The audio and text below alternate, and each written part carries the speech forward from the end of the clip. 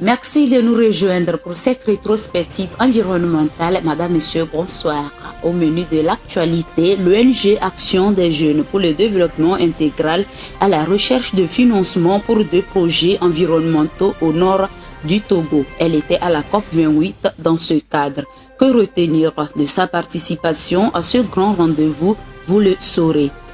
La COP 28 s'est clôturée sur une note de déception pour les jeunes militants pour le climat. Ils jugent l'accord final moins exigeant sur l'élimination des combustibles fossiles.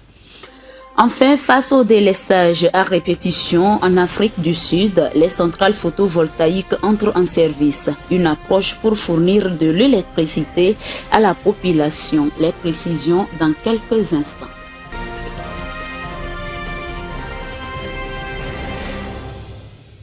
L'ONG Action des jeunes pour le développement intégral AGEDI aspire à zéro carbone avec des espaces et des berges reboisés au nord du Togo.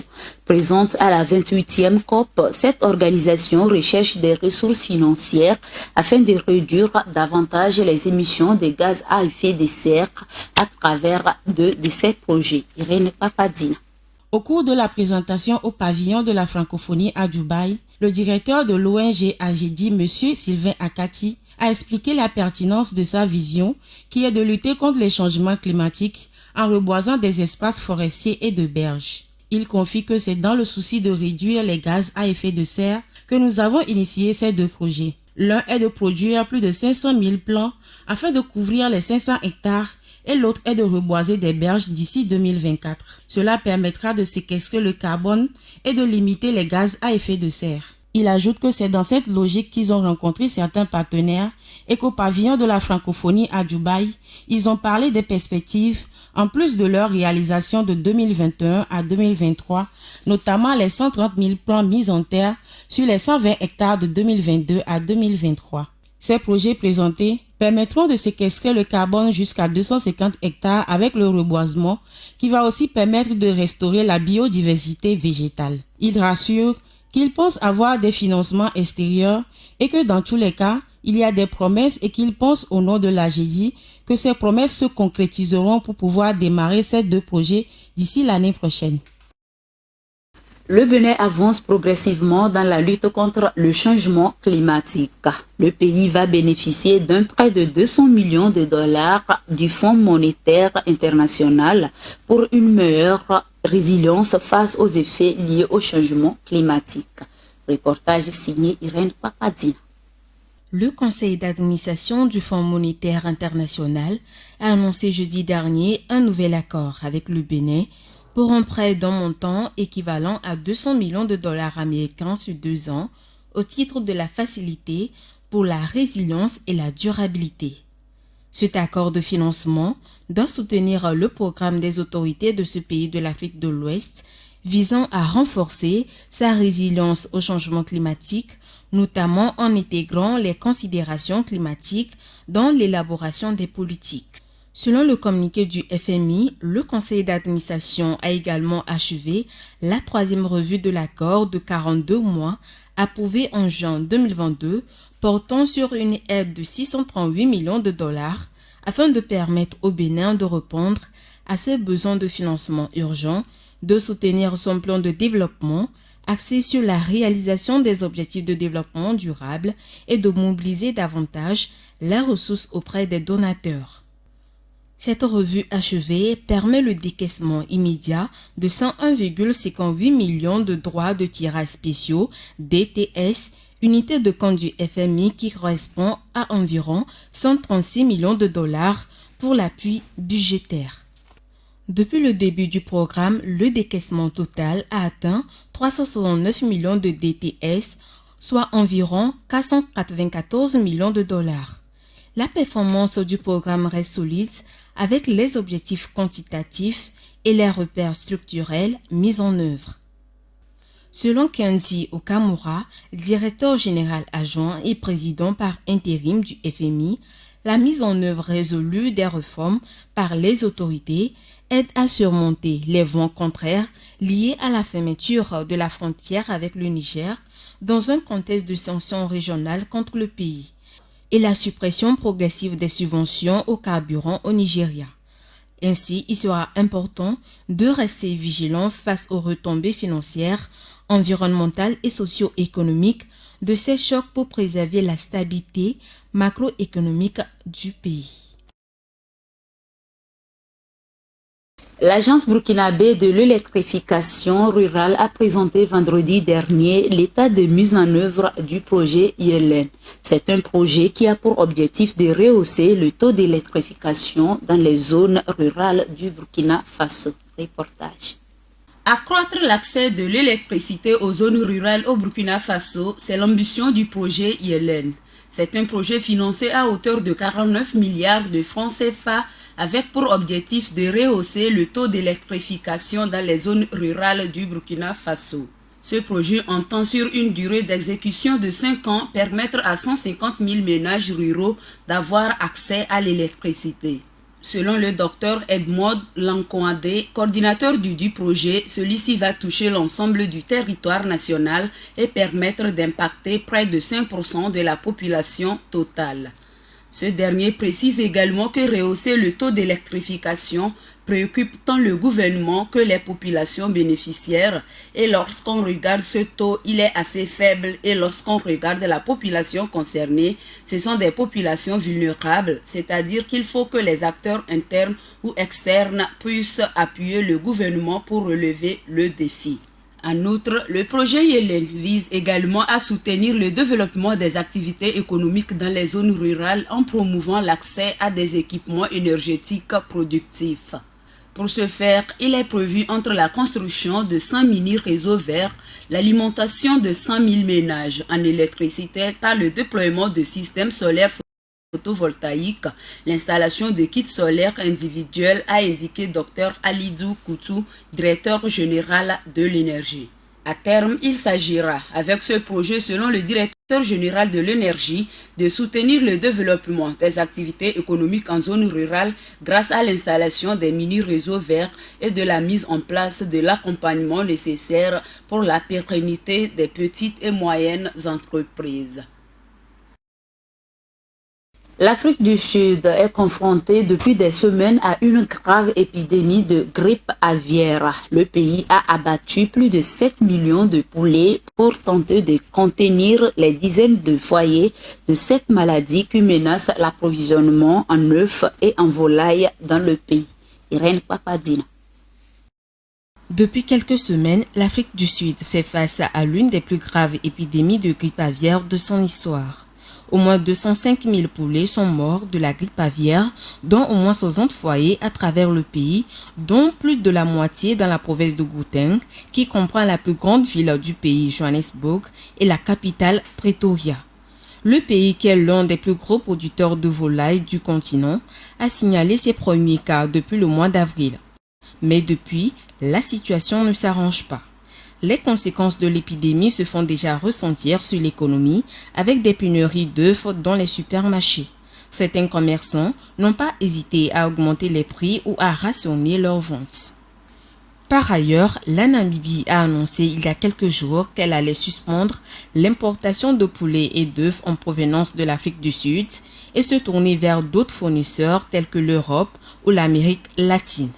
La grippe aviaire contamine de plus en plus les mammifères à travers le monde.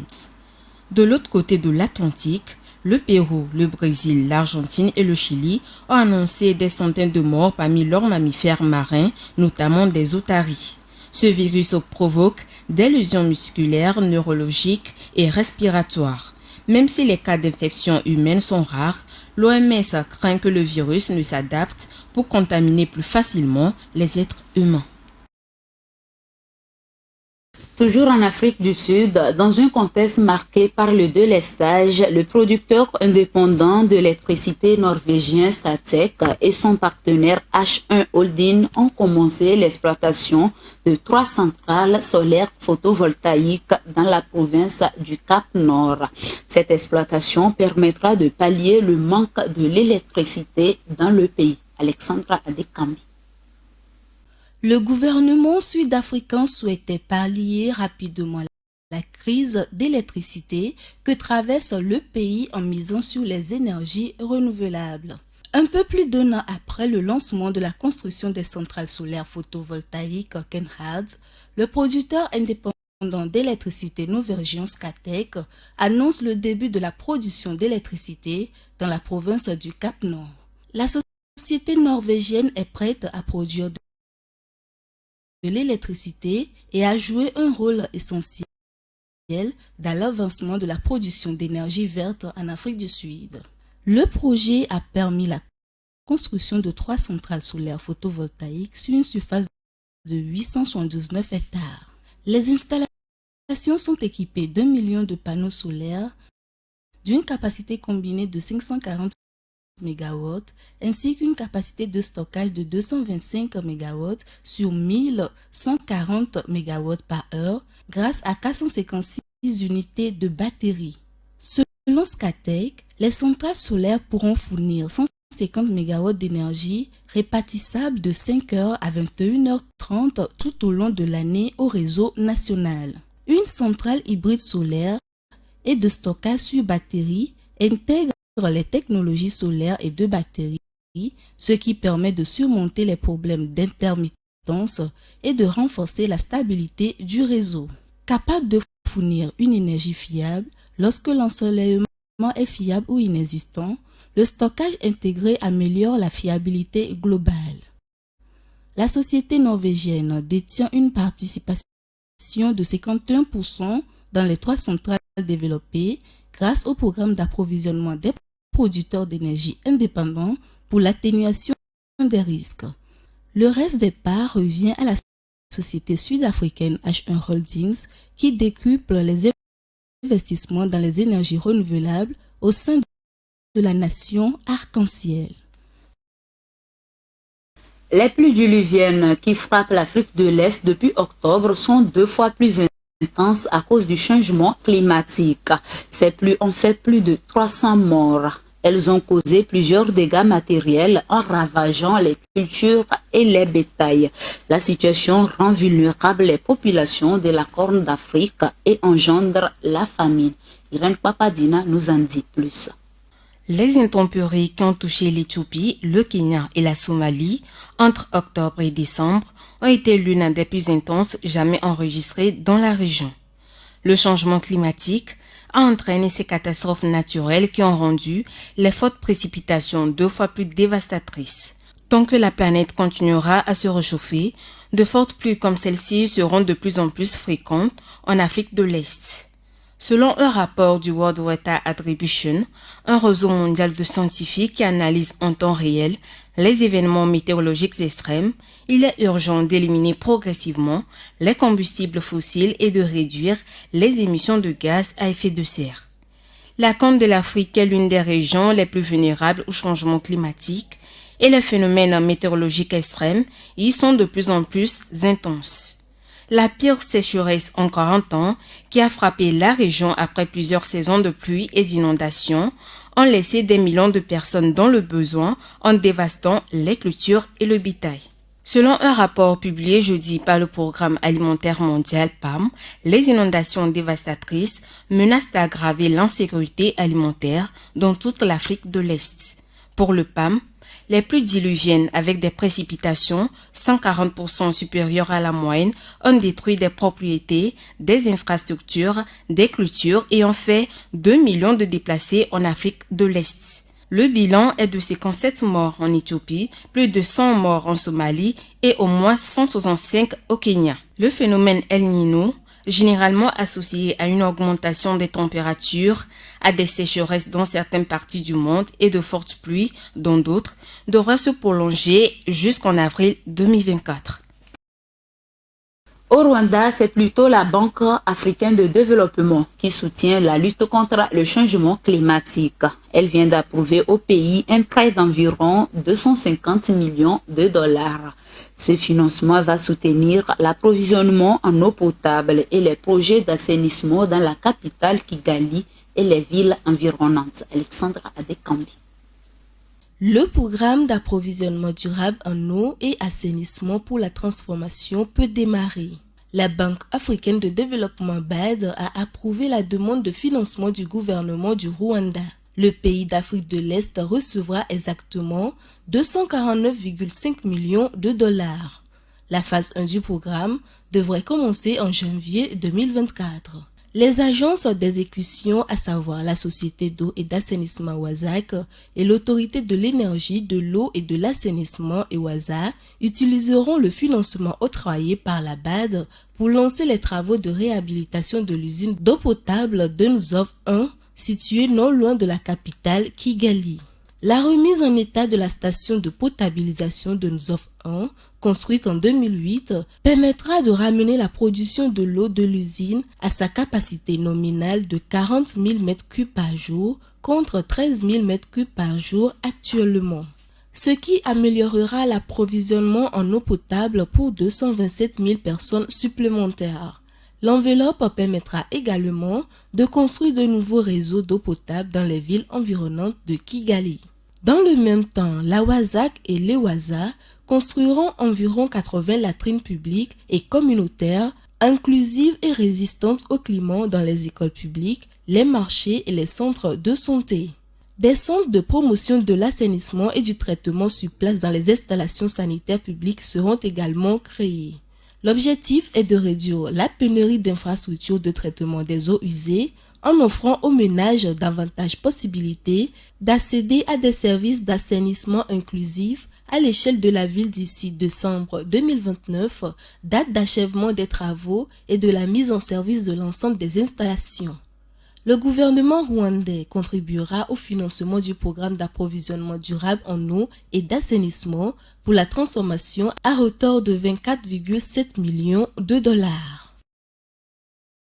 Des jeunes militants du climat à Dubaï sont déçus par le texte compromis lors des négociations sur le climat de la COP28. Pour eux, cet accord est trop souple en ce qui concerne l'élimination des combustibles fossiles. Ils estiment que l'accord final devrait être plus exigeant. Viva Sama. L'accord final de la COP28, ovationné à l'issue des négociations climatiques à Dubaï, ne fait pas l'unanimité. Selon des militants écologistes, la nouvelle proposition ne va pas jusqu'à rechercher une élimination progressive des combustibles fossiles, un vœu que plus de 100 pays avaient souhaité et réclamé. Au lieu de cela, l'accord appelle à abandonner les combustibles fossiles dans un système énergétique d'une manière juste, ordonnée et équitable, en accélérant l'action au cours de cette décennie cruciale. D'après les manifestants présents à Dubaï, cette transition devait permettre au monde d'atteindre un niveau net d'émissions de gaz à effet de serre de 0 en 2050, conformément au principe de la science du climat. Lorsque nous avons vu ce texte, nous avons été déçus. La première chose que nous avons remarqué dans cette atténuation, c'est qu'il nous donne le texte que nous voulons, mais pas dans son intégralité. Nous souhaitons une élimination équitable des combustibles fossiles. Mais dans le texte, il mentionne les combustibles fossiles sans ajouter le terme élimination. Et cet accord ne mentionne que le charbon, pas les autres combustibles fossiles comme le pétrole et le gaz. De jeunes militants ont organisé une manifestation avant la séance plénière de clôture pour demander aux dirigeants mondiaux de financer une réduction progressive équitable des émissions. Plusieurs formulations des versions précédentes du projet qui avaient le plus contrarié les pays appelant à des mesures radicales pour lutter contre le changement climatique ont été modifiées. Les actions qui auparavant présentées comme facultatives ont été remplacées par un appel des parties à être un peu plus direct. Bien qu'il y ait des bonnes choses dans ce document, dans l'ensemble c'est plutôt médiocre. Particulièrement sur la partie concernant le financement de la transition climatique. Nous ne pouvons pas financer une transition uniquement avec les taxes qui figurent dans le bilan mondial. Rappelons que l'accord final de la COP28, présenté par le Dr Sultan Al-Jaber, a été approuvé au matin du 13 décembre avec de longs applaudissements. La Terre est en passe de battre le record de l'année la plus chaude, mettant en péril la santé humaine et entraînant des phénomènes climatiques extrêmes de plus en plus coûteux et meurtriers. Dans le reste de l'actualité, la magie de Noël risque de ne pas s'opérer cette année au Canada. Raison principale, le changement climatique. La neige qui sert à vivre. La traditionnelle magie de Noël pourrait être absente dans plusieurs provinces cette année. Viva Samana pour les détails. Les espoirs d'un Noël blanc s'envolent presque partout au Canada. De la Colombie-Britannique jusque dans les maritimes, l'on enregistre des températures plus élevées que la moyenne. Dans la province du Québec, la pluie a commencé à tomber dimanche soir, surtout le long de la vallée du Saint-Laurent et se poursuit jusqu'au mardi matin. Les records de pluie en 24 heures pour une journée d'hiver pourraient même être battus dans la région de Montréal où 40 à 60 mm sont prévus. De même, les précipitations de 50 à 70 mm sont attendues au Québec. Ces précipitations devaient être suivies de températures douces qui dans la plupart des régions ne permettront pas la formation d'un tapis de neige d'ici la semaine prochaine. Toutefois, dans quelques secteurs à l'instar de Charlevoix et les Hautes-Laurentides, il pourrait y avoir suffisamment de neige au sol pour que les résidents aient droit à un Noël blanc. Selon Environnement et Changement climatique Canada, un Noël est considéré comme blanc si le sol est recouvert d'au moins 2 cm de neige le 25 décembre à 7 h le matin. Toutes ces anomalies sont imputables au phénomène climatique El Niño qui accentue le réchauffement au Canada pendant l'hiver. El Niño a officiellement commencé en juin dernier, une période plus tôt que d'habitude. Il se manifeste par des températures de surface plus chaudes que la normale dans l'océan Pacifique équatorial, ce qui a des conséquences sur toute la planète. Le professeur de météorologie à l'Université de Géorgie Marshall Shifrin avait prévenu que l'apparition de ce phénomène a évidemment des conséquences sur la probabilité que 2023 soit l'année la plus chaude jamais enregistrée si l'on tient compte du réchauffement climatique. Néanmoins, d'après le météorologue à Environnement Canada Peter Kimball, il y a au moins 50% de chances que les habitants du Thunder Bay dans le nord-ouest de l'Ontario connaissent un Noël blanc. À défaut de cela, ils devront se contenter d'un Noël brun ou humide. L'Agence européenne de l'environnement juge que l'Union européenne aura des difficultés à atteindre ses objectifs environnementaux d'ici à 2030. Elle appelle les 27 États membres à plus appliquer les lois existantes et à insérer davantage le climat et l'environnement dans leur politique. Léon Sabou. L'Agence européenne de l'environnement estime que l'Union européenne aura beaucoup de peine à respecter les ambitions environnementales prévues pour 2030. Selon un rapport publié ce lundi, l'agence explique qu'il est très peu probable que les 27 réussissent à diminuer leur consommation d'énergie comme souhaité. Le rythme annuel moyen de réduction observé ces 10 dernières années doit être 3 fois plus rapide pour atteindre les objectifs de 2030, a-t-elle déclaré. En outre, il est improbable d'arriver aux 42% d'énergie renouvelable dans la consommation et d'obtenir que les 25% des terres agricoles soient cultivées selon les critères de l'agriculture biologique. Par contre, l'objectif de réduction de 55% des émissions de gaz à effet de serre sera visiblement atteint d'ici 2030. Une bonne nouvelle selon l'AEE, qui souligne néanmoins l'échec de réduire de 55% le nombre de décès liés à la pollution de l'air. Ce rapport sera actualisé chaque année pour évaluer les progrès réalisés par les pays membres à propos des 28 objectifs du programme d'action pour l'environnement de l'Union européenne couvrant la période de 2021 à 2030. L'Agence européenne de l'environnement insiste que pour accélérer le progrès, les États membres de l'Union européenne doivent appliquer davantage les lois existantes, prendre des mesures supplémentaires et élargir le climat et l'environnement sur d'autres domaines politiques. On va s'intéresser à présent aux vautours. Ces oiseaux, à travers leur alimentation, participent activement à l'élimination des cadavres d'animaux, ce qui évite la propagation de nombreuses maladies. Ils jouent à cet égard un rôle essentiel dans l'écosystème. Les images. Appelés scientifiquement Gyps fulvus, les vautours sont des rapaces charognards au plumage terne à la tête et au cou de plumée, au bec puissant, aux ailes longues et larges. Ces grands oiseaux appartiennent à la famille des rapaces, où ils tiennent une place un peu à part en raison de leur régime alimentaire. En effet, les vautours se nourrissent principalement des carcasses d'animaux morts, ce qui les rend aussi importants dans les écosystèmes où ils vivent. Ce sont d'excellents planeurs qui possèdent également un très bon odorat pour repérer leur proie. L'altitude de vol des vautours dépend de la situation. La présence d'un troupeau, par exemple, oblige le vautour à descendre plus bas pour repérer un éventuel cadavre au sol. Les vautours sont des oiseaux qui peuvent vivre environ 35 ans et ne peuvent donner naissance qu'à un oisillon chaque année. Malgré leur taille impressionnante, les vautours sont des oiseaux très méfiants. Ils peuvent mettre plusieurs heures avant de se poser pour se nourrir. Au préalable, ils survolent lentement la carcasse afin d'évaluer leurs possibilités de fuite en cas de danger. Les vautours sont symboles de protection et de renaissance. Ils sont également associés à la notion de maintien de l'équilibre dans la nature, tout simplement parce qu'ils assurent l'élimination rapide des animaux morts en évitant la propagation des maladies. Et pour finir, comment les océans participent-ils à la limitation des dégâts du réchauffement climatique? La journaliste Lorraine Gublin a essayé d'apporter des réponses à cette question. Elle met l'accent sur la neige marine qui permet de stocker du CO2 au fond des océans. Les explications avec Léon Sabou.